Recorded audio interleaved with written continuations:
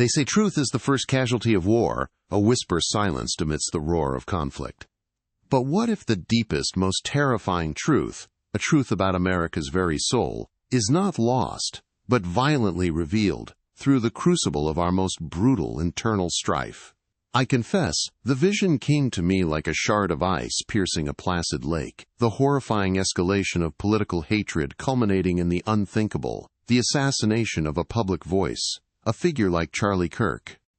Imagine the sudden, deafening silence, then the tremor that rips through the nation's fragile peace, exposing the raw nerve of a divine reckoning. This isn't just a headline waiting to happen.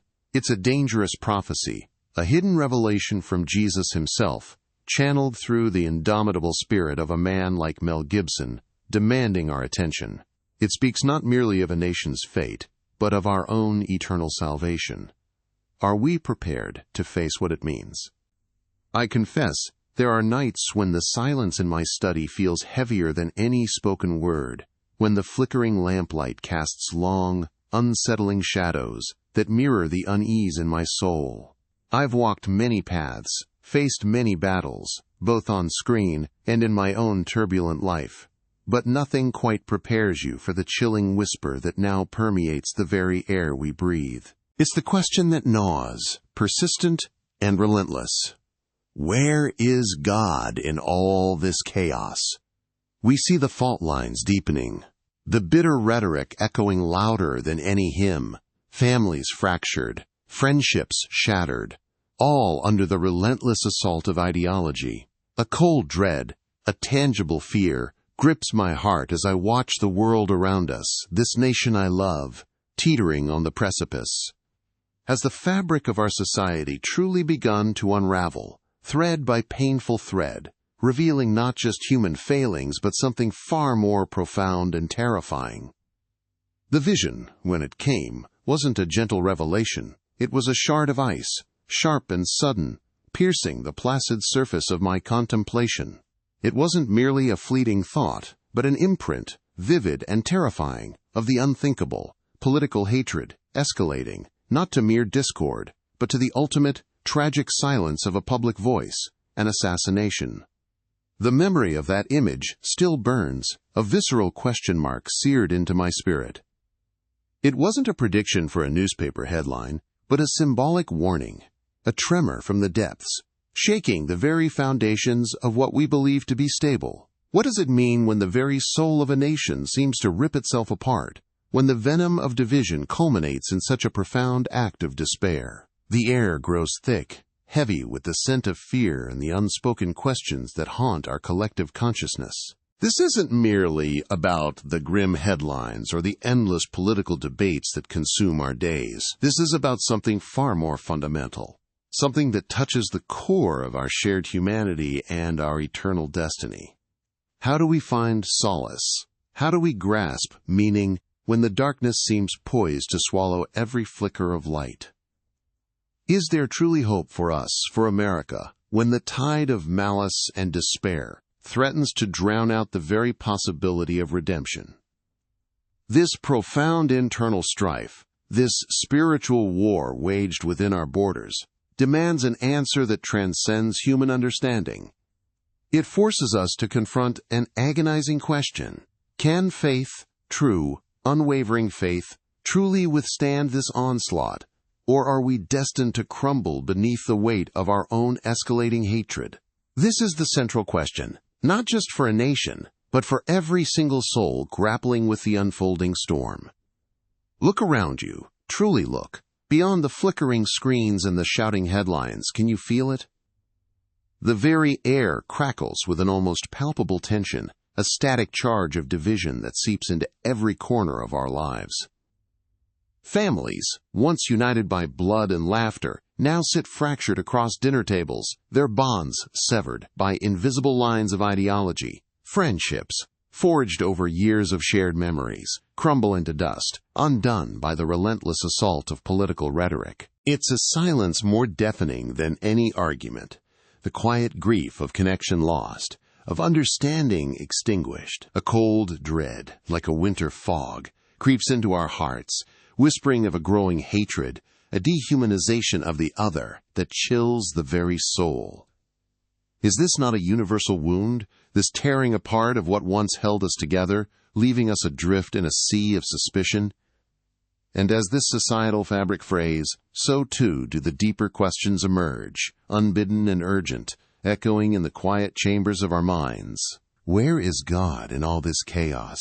We whisper, gazing at the darkening horizon, searching for a sign, a glimmer of divine presence amidst the escalating madness. How do we find meaning? How do we anchor our very existence? When the foundations of our world seem to be crumbling, threatening to swallow every certainty we once held dear. This isn't merely about political discord. It's a profound existential crisis, a collective search for purpose in a world that often feels purposeless. We witness the relentless march of time, eroding what we thought was stable, leaving us grappling with the raw, universal experience of suffering, both personal and collective. Does our faith, tested now like never before, possess the resilience to withstand this relentless onslaught of despair, or are we destined to be consumed by the very darkness we so desperately fear? This isn't a uniquely American problem.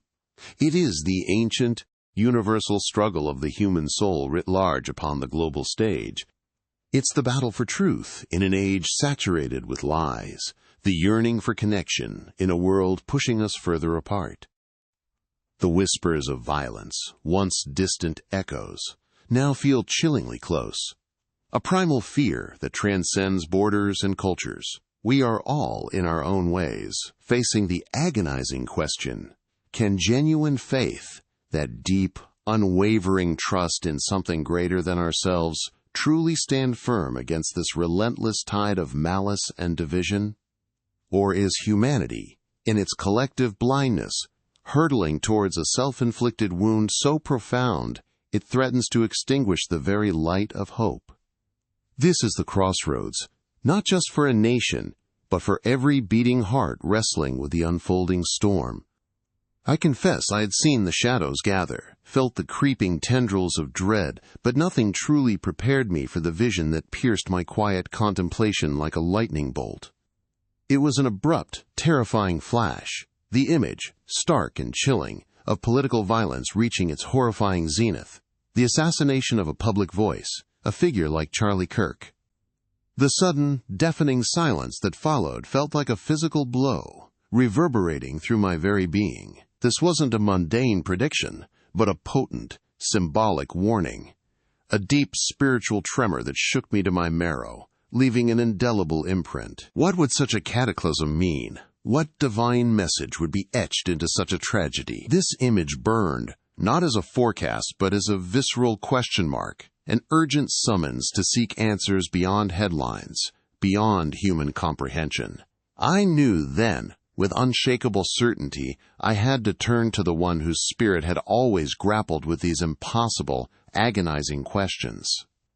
The chilling image of that assassination, a public voice silenced, lingered in the silent chambers of my mind, refusing to be dismissed as a mere nightmare.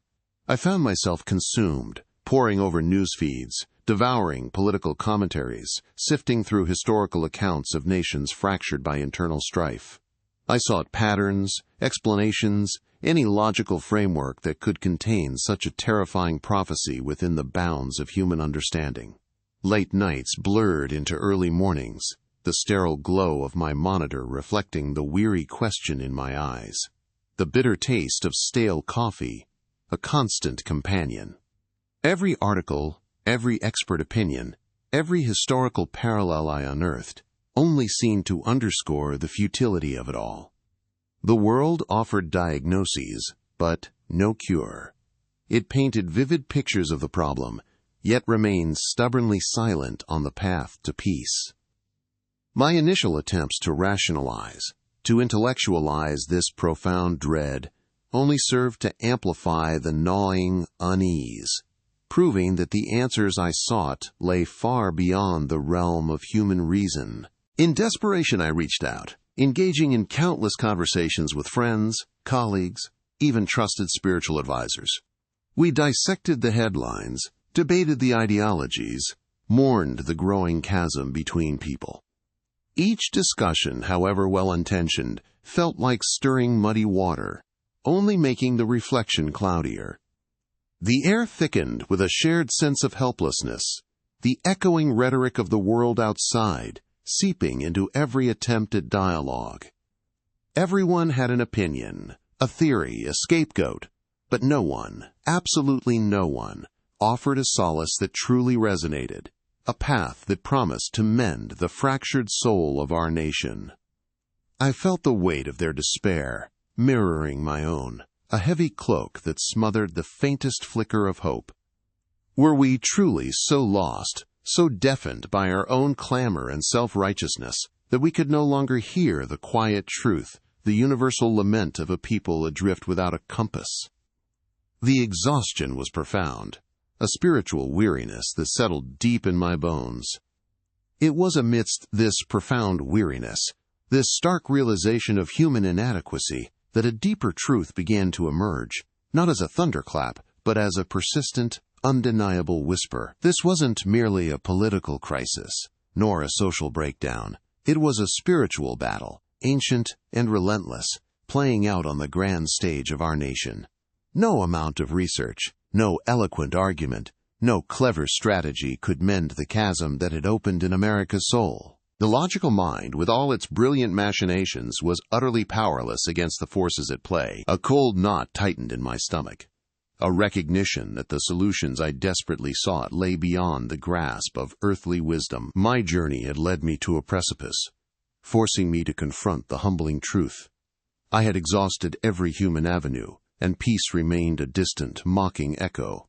It was then, in that moment of profound surrender, that I knew I had to turn to the divine, to seek guidance from a source beyond the chaos of man.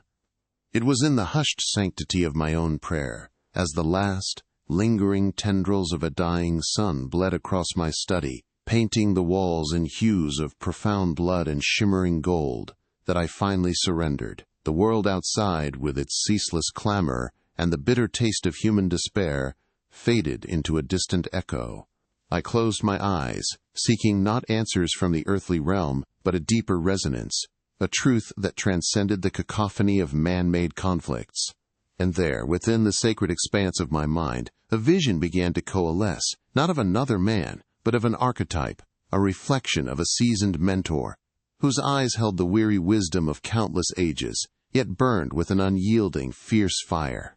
It was a mirror, perhaps, of the very spirit I had wrestled with for so long, a guide emerging from the deepest recesses of my own soul, offering a silent, profound communion. What power, what divine urgency was now stirring within this intimate space?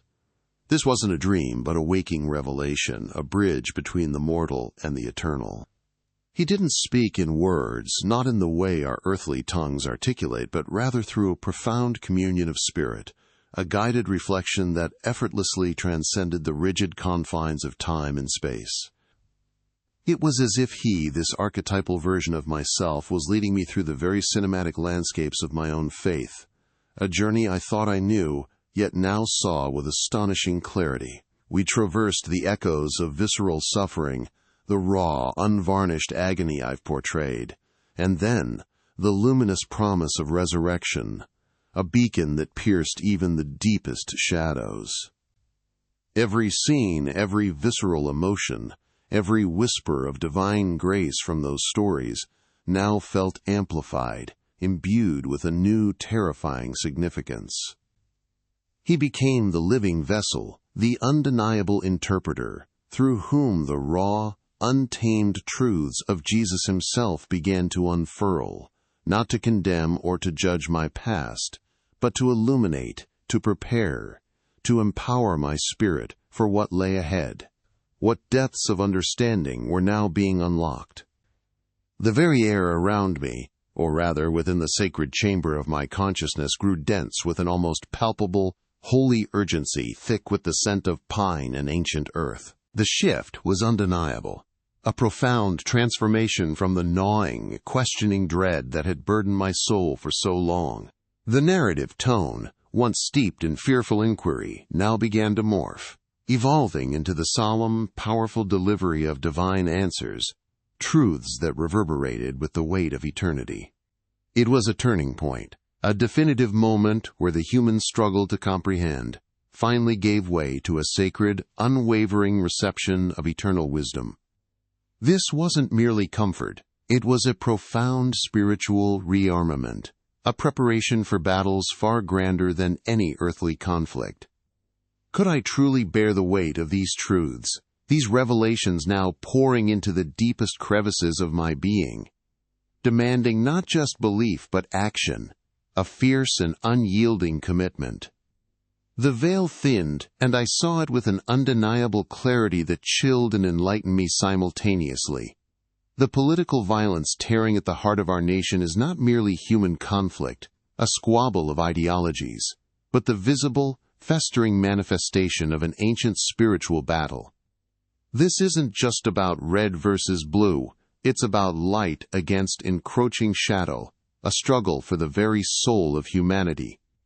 The enemy, cunning and relentless, seeks to divide, to corrupt, to destroy the foundational truths of love and unity within a nation, making us turn on each other with a venomous zeal. Our true adversaries are not flesh and blood, my friends, but unseen principalities, powers of darkness that whisper insidious lies into susceptible hearts.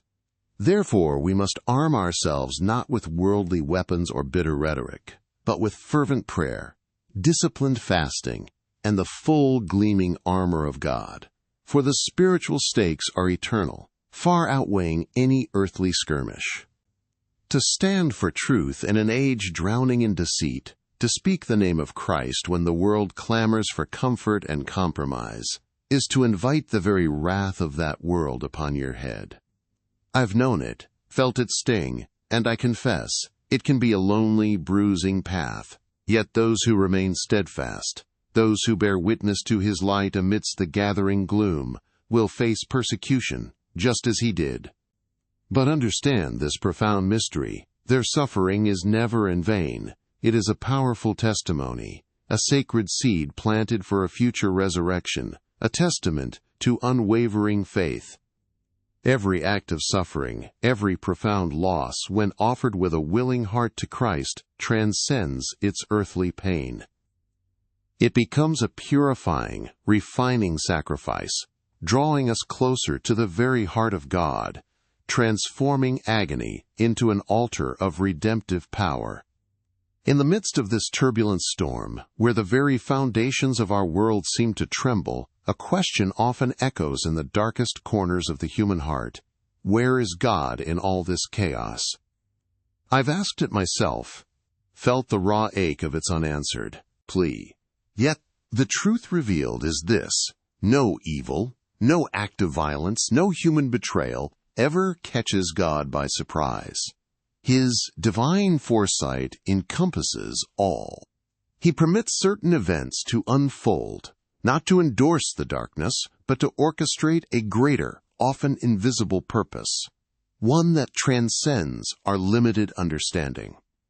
His sovereign hand, though sometimes unseen amidst the smoke and mirrors of our earthly struggles, is perpetually present, guiding the currents of history, shaping destinies even in the deepest, most shadowed valleys, always working towards an ultimate good, a grand design beyond our present sight. The world, in its wounded fury, screams for vengeance, demands retribution, a pound of flesh for every perceived slight, an eye for an eye, in a cycle that only begets more blindness. We see it in the bitter divisions, the unyielding refusal to extend grace. But Jesus, in his boundless wisdom and unfathomable love, calls for something radically different. He calls for forgiveness. To meet hatred with hatred, to return malice with malice, is not only to perpetuate the very cycle that enslaves us, but to tragically become the very thing we despise, mirroring the darkness we claim to fight. The true victory, the only path to genuine liberation, lies not in perpetuating the cycle of vengeance, but in the courageous, transformative act of breaking it, allowing his boundless mercy to be the final word, the ultimate healing balm. Hold this truth close to your heart, for it is a beacon in the storm. Just as the apparent defeat of Christ on the cross led to his glorious, world-shattering resurrection, so too can the most profound tragedies, the most devastating losses, plant the sacred seeds of spiritual revival. From the very ashes of what seems like insurmountable despair, God, in his infinite power and mercy, can forge a new beginning, a purified people, a renewed spirit. And in this crucible, fear, that insidious weapon of the enemy, must be confronted. We are called not to cower in silence, not to shrink from the battle, but to stand firm in our unwavering faith, to proclaim the timeless gospel with a fierce and unwavering boldness, even when the world rages against us, even when the winds of opposition threaten to extinguish our light. Let us lift our gaze, my friends, beyond the transient, turbulent horizons of this earthly existence, for this life, with all its fleeting joys and profound sorrows, its endless conflicts and momentary triumphs, is but a whisper in the grand symphony of eternity. It is a mere moment, a blink of an eye in the vast, unending expanse of God's divine plan. Our true citizenship, our ultimate home, lies not in any earthly kingdom, but in the boundless, glorious embrace of heaven. Therefore fix your eyes, your hearts, your very souls, not on the shifting sands of political strife or the ephemeral triumphs of this world, but on the enduring, unshakable promise of eternity. For it is there, in that sacred, timeless realm, that every tear finds its purpose, every suffering finds its profound meaning, and every sacrifice finds its ultimate, glorious reward. And finally, let this truth resonate in the deepest chambers of your being, a truth more potent than any weapon, more enduring than any empire. In the grand tapestry of creation, woven by the very hand of God, love ultimately conquers all. This is not the sentimental, fleeting affection of human emotion, but the fierce, unwavering, self-sacrificial love of Christ himself, a love so profound it willingly embraced the cross, enduring the ultimate darkness to bring forth the brightest dawn. This divine love, my friends, is the ultimate weapon, the irresistible force that will, in its appointed time, utterly shatter and destroy all encroaching darkness, all malice, all division, and usher in the glorious eternal kingdom of God. It is the beginning and the end, the Alpha and the Omega, the only true path to lasting peace and triumph. And then, in the profound stillness that followed the torrent of divine truths, the ultimate revelation crystallized within my spirit, shattering the insidious illusion of despair that had shrouded my heart. The chilling vision of political violence, the symbolic assassination that had once felt like a curse, a harbinger of utter ruin, was unveiled not as a sign of God's abandonment, but as a brutal, undeniable mirror. It reflected, with stark precision, the deepest spiritual wounds festering within humanity, within the very soul of America. This wasn't a punishment, but a profound, urgent summons, a piercing call to recognize that the true battle for this nation, for every individual soul, is not waged or won on the tumultuous battlefields of politics, or in the clamor of public discourse. No, the real conflict, the eternal struggle, finds its crucible in a far more sacred, more intimate space. This profound understanding illuminated the path forward with blinding clarity. The true war is waged and ultimately decided in the sacred, unshakable sanctuary of the human heart. It is there, in the innermost chamber of our being, amidst the whispers of our conscience and the stirrings of our deepest longings, that the suffering and the glorious resurrection of Christ offer the only genuine path to true liberation and lasting peace. The darkness we perceive in the world, the venomous divisions and the escalating hatred, are merely external manifestations of this internal spiritual warfare. We are called to look inward, to cultivate that sacred space, to allow His transformative love to heal our fractured souls. This inner work, this turning of the heart towards the divine, is the very foundation upon which any hope for national healing, for collective redemption must be built. It is the genesis of all lasting change, both personal and societal. This, my friends, is the unwavering thesis, the bedrock truth that anchors us amidst the swirling chaos. Even in the face of our greatest fears, our most profound anxieties, the cross of Christ stands eternally as the supreme act of defiance against all evil. It is there, in that ultimate paradox, that apparent defeat is miraculously transformed into the genesis of eternal victory. The very weakness, the vulnerability, the profound suffering embraced on Calvary became the source of unfathomable power, an enduring testament to love's triumph over death. So let the initial vision of darkness not paralyze you, but rather galvanize your spirit, for it is a divine sign, a powerful reminder that within every shadow, within every trial, lies the potential for glorious resurrection. This is the profound gift, the ultimate purpose revealed, to find strength not in worldly power, but in the redemptive, transformative power of His sacrifice, which alone offers true, unshakable hope. So what does this profound truth mean for your life right now? It calls you, my friends, to stand firm in Christ, even as the world screams with division. Silence the noise, turn inward to prayer, where true peace resides. Practice radical forgiveness, freeing your soul from bitterness. Speak truth, always infused with transformative love. Find daily strength in God, refusing despair from headlines. Become a beacon of hope, a living testament to faith's indomitable power. Remember, even the smallest act of love and courage, offered in His name, carries eternal weight. This is not retreat, but urgent spiritual engagement. Your peace, purpose, and victory are secured in Him, beyond earthly conflict. As the sun dips below the horizon, painting the sky in hues of fiery judgment and tender mercy, let us not dwell in the lingering shadows of doubt or the clamor of a fractured world.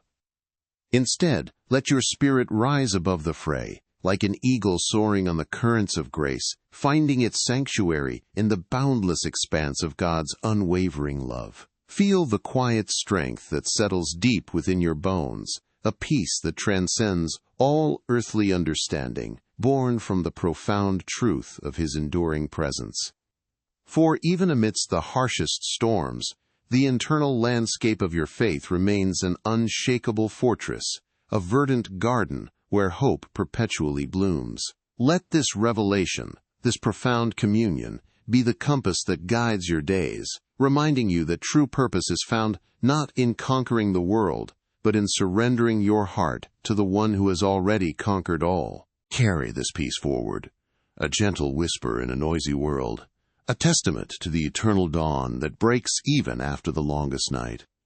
As we journey through these profound truths, these ancient revelations that cut through the noise of our world, I find myself wondering about you, about your own path. We've spoken of spiritual battles, of divine sovereignty, of the ultimate triumph of love over darkness, powerful concepts that resonate differently for each soul. Perhaps these words have stirred something within you, a quiet recognition, or even a deep question that echoes in the stillness of your own heart. I'm curious, truly curious, about where you are encountering this message. What corner of the world holds you right now?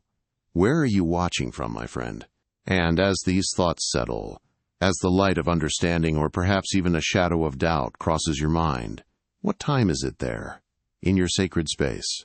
Let's connect in this shared moment, this intimate reflection. For even in our vast differences, we are united by the universal yearning for truth and the enduring promise of hope. Your insights, your experiences, are part of this grand tapestry,